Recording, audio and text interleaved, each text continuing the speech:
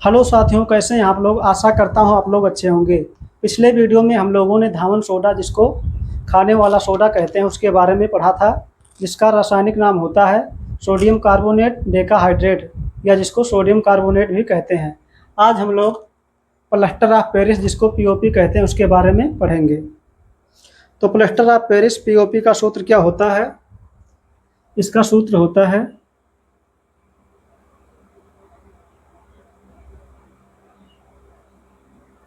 CaSO4 into half H2O, तथा इसका रासायनिक नाम होता है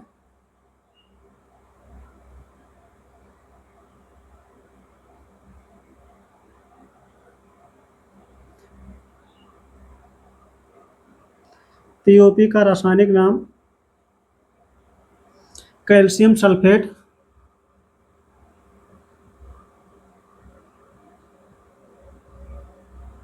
कैल्शियम सल्फेट हेमी हाइड्रेट।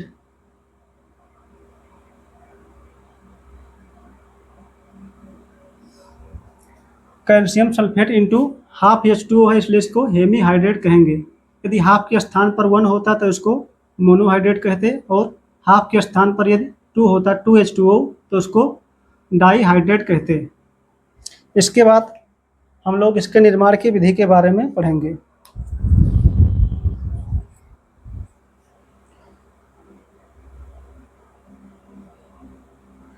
निर्माण की विधि।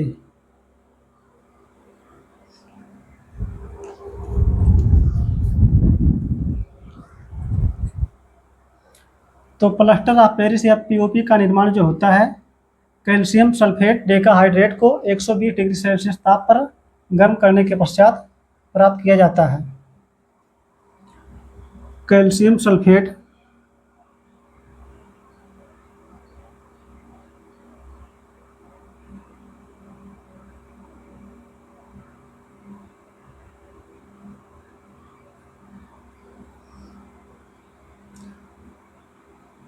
डाईहाइड्रेट को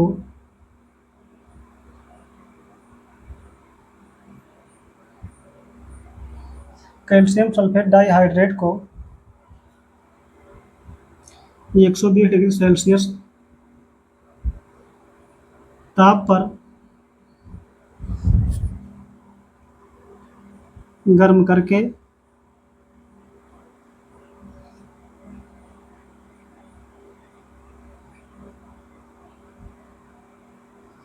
निर्जलीकरण के द्वारा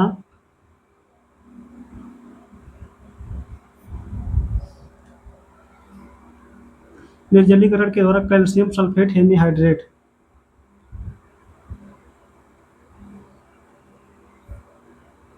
कैल्शियम सल्फेट हेमीहाइड्रेट प्राप्त किया जाता है।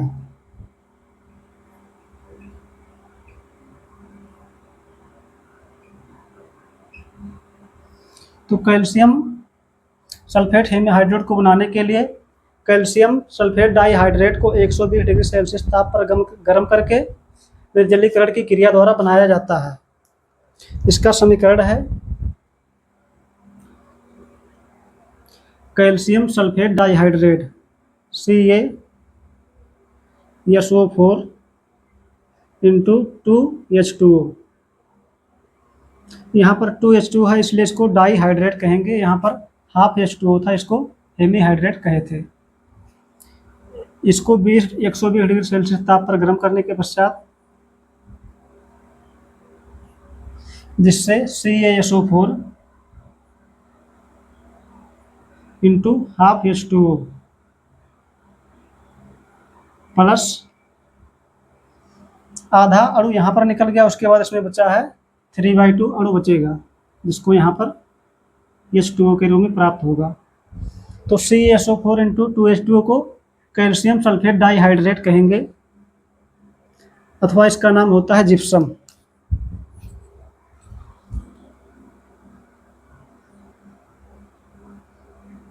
जिप्सम का सूत्र है CaSO4 × 2H2O। इसको इसका रासायनिक नाम होता है calcium sulphate. Calcium sulphate dihydrate. Calcium sulphate dihydrate. और यह है पीओपी। पीओपी जिसका रासायनिक नाम होता है कैल्शियम सल्फेट हेमी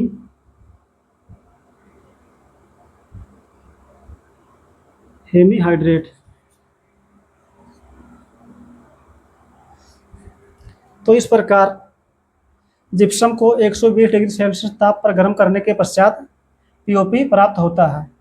इसके बाद हम लोग पीओपी के भौतिक गुण के बारे में पढ़ेंगे।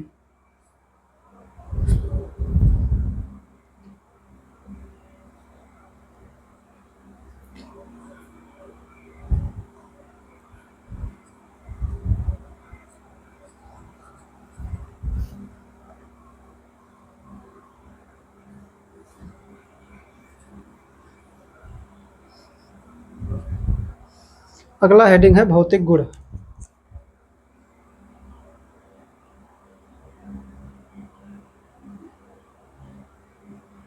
जिसको अंग्रेजी में फिजिकल प्रॉपर्टी कहते हैं।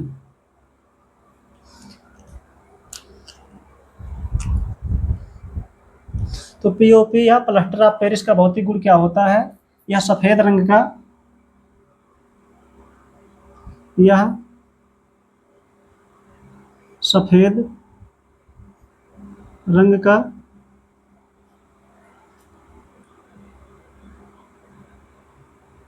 गंधहीन यह सफेद रंग का गंधहीन पाउडर होता है।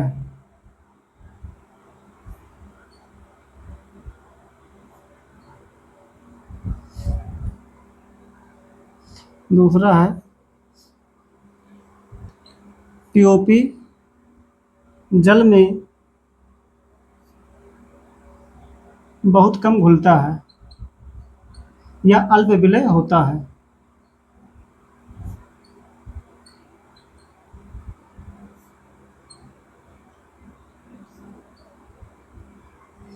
अगला है पीओपी को जल में घोलने पर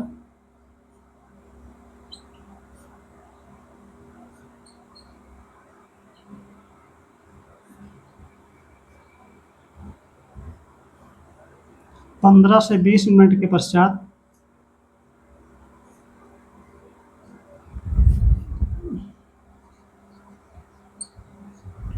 15 से 20 मिनट के पश्चात ठोस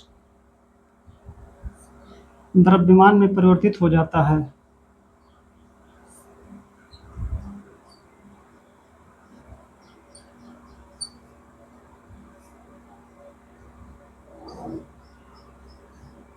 तो हमने देखा इसमें यह सफ़ेद रंग का गंधहीन पदार्थ होता है। यह जल में बहुत कम मात्रा में विलय होता है और जल में घोलने पर यह ठोस द्रव्यमान के रूप में परिवर्तित हो जाता है। और जल में घोलने के पश्चात जब यह ठोस द्रव्यमान में परिवर्तित हो जाता है तो इसके आयतन में भी वृद्धि हो जाती है। इसके बाद हम लोग पीओपी के रासायनिक गुण के बारे में पढ़ेंगे।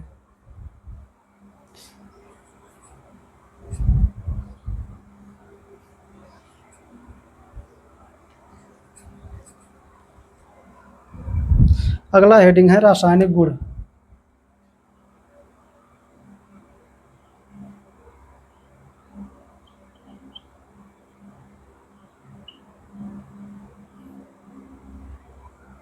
जिसमें पहला है ऊष्मा का प्रभाव।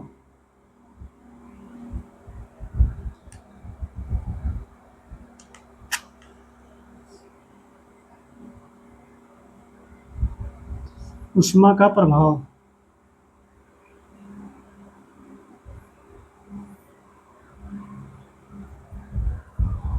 तो जो पीओपी होता है अथवा जिप्सम होता है इसको 120 डिग्री सेल्सियस से अधिक ताप पर गर्म करने पर प्लास्टर ऑफ पेरिस पीओपी या जिप्सम को 120 डिग्री सेल्सियस ताप से अधिक गर्म करने पर यह कैल्शियम सल्फेट में बदल जाता है। पीओपी जिसको कहते हैं प्लास्टर ऑफ पेरिस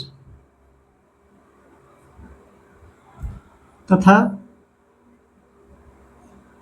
जिप्सम जिसका रासायनिक नाम होता है potassium sulphate, calcium sulphate dihydrate. POP तथा जिप्सम को 120 डिग्री सेल्सियस से अधिक ताप पर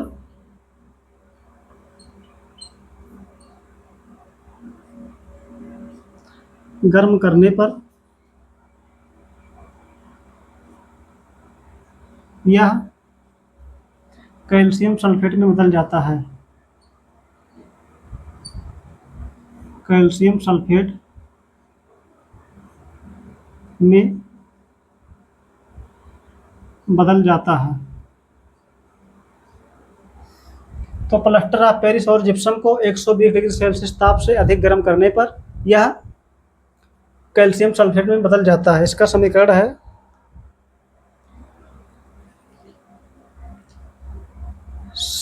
CaSO4 इंटू हाफ H2O, जिसको कैल्शियम सल्फेट हेमीहाइड्रेट कहते हैं।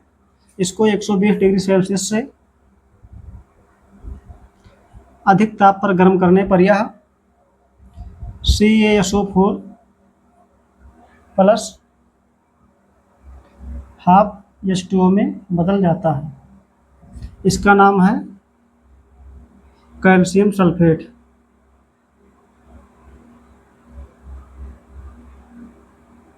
Calcium sulphate. और इसके पश्चात जिप्सम को भी इंटू 2H2O, जिप्सम को भी 120 डिग्री सेल्सियस से अधिक ताप पर गर्म करने पर यह CaSO4 calcium sulphate plus 2H2O में बदल जाता है।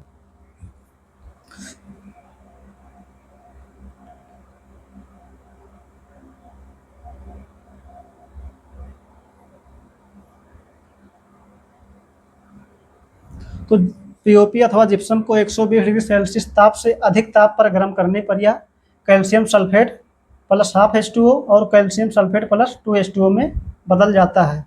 इसके बाद हम लोग अगला पढ़ेंगे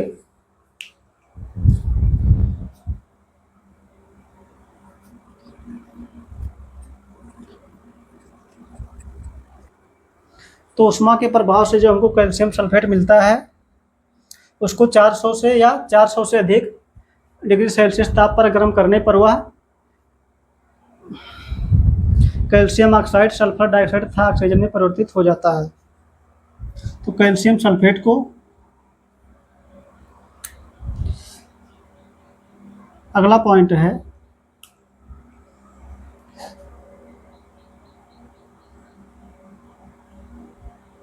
कैल्शियम सल्फेट को 400 डिग्री सेल्सियस या 400 डिग्री सेल्सियस से अधिक ताप पर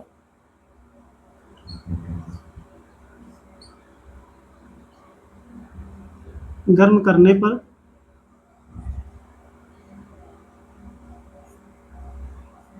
यह कैल्शियम ऑक्साइड,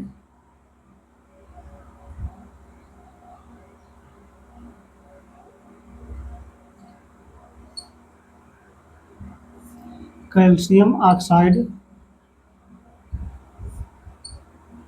तथा सल्फर डाइऑक्साइड में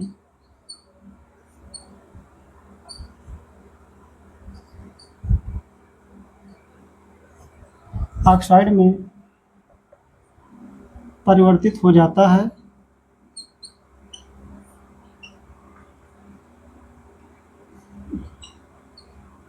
तथा ऑक्सीजन गैस मुक्त करता है।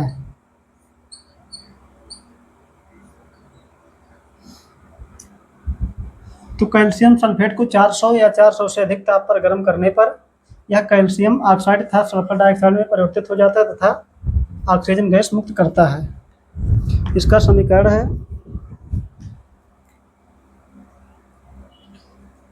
CaSO4, इसका दो लेंगे 400 डिग्री सेल्सियस से अधिक ताप पर गर्म करने पर यह calcium oxide plus sulphur dioxide plus oxygen gas मुक्त करेगा।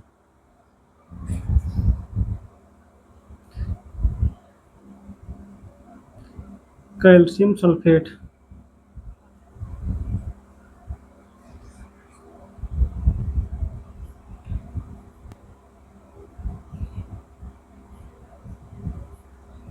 कैल्शियम ऑक्साइड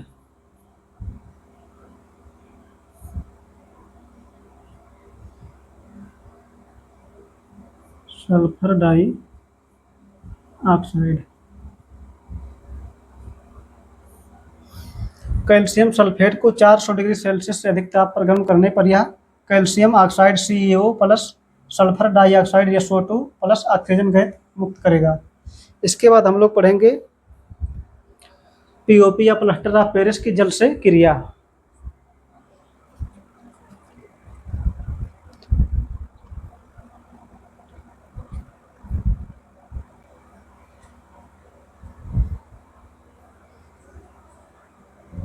अगला है प्लास्टर ऑफ पेरिस की जल से क्रिया।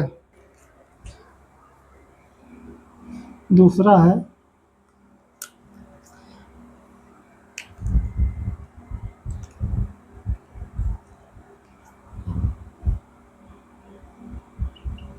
जल से क्रिया।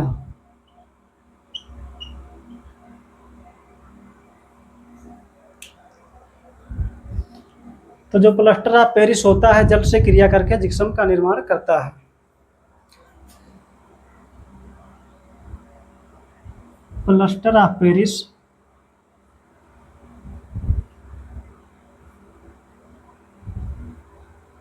जल से क्रिया करके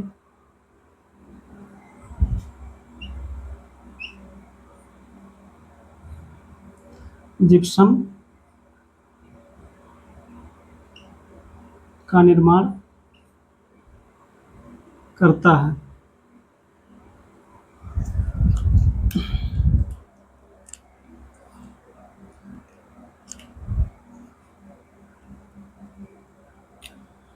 CaSO4 into half H2O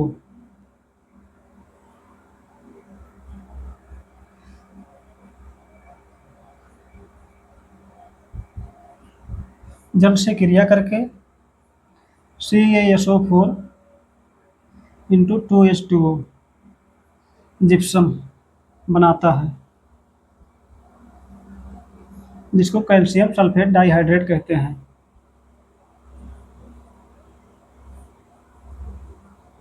calcium sulphate dihydrate.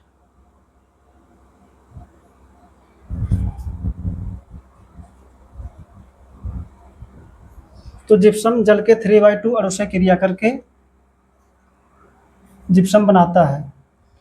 CaSO4 into half H2O plus 3/2 ये दोनों मिलकर 2H2O। तो POP जो होता है जल के 3/2 अणु से क्रिया करके जिप्सम का निर्माण करता है, इसमें 2H2O बन जाता है। इसके बाद हम लोग POP के उपयोग के बारे में पढ़ेंगे, इसका क्या उपयोग होता है।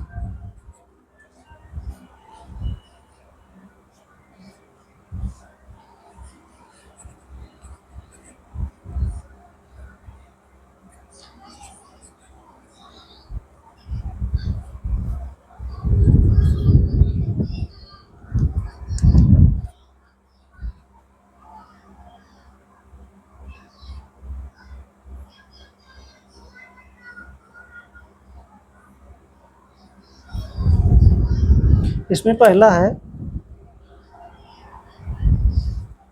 पीओपी का उपयोग टूटी हड्डियों को जोड़ने में किया जाता है।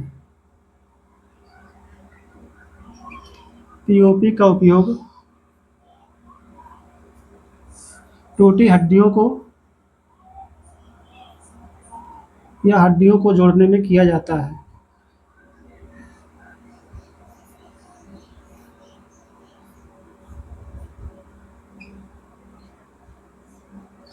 पीओपी का उपयोग हड्डियों को जोड़ने में किया जाता है। अगला है पीओपी का उपयोग खिलौने,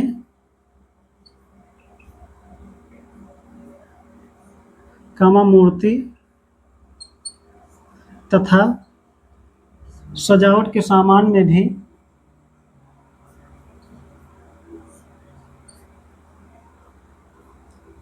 इसका उपयोग होता है। अगला है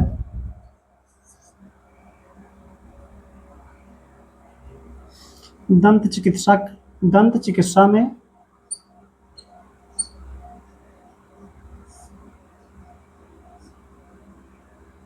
तथा अग्निरोधक पदार्थ बनाने में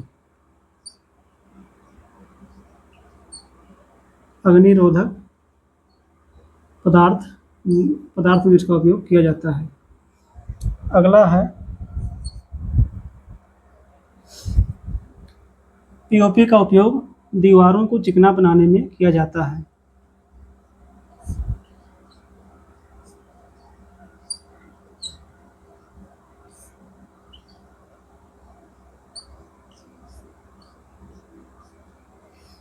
तो हम लोगों ने अम्ल क्षारीय अम्लौड़ का अंतिम टॉपिक जो था पीओपी इसको पढ़ लिया। इस प्रकार हम लोगों का अम्ल क्षारीय अम्लौड़ का दूसरा चैप्टर समाप्त होता है। इसके आगे हम लोग अगले वीडियो में तीसरा चैप्टर धातु एवं अधातु को पढ़ेंगे।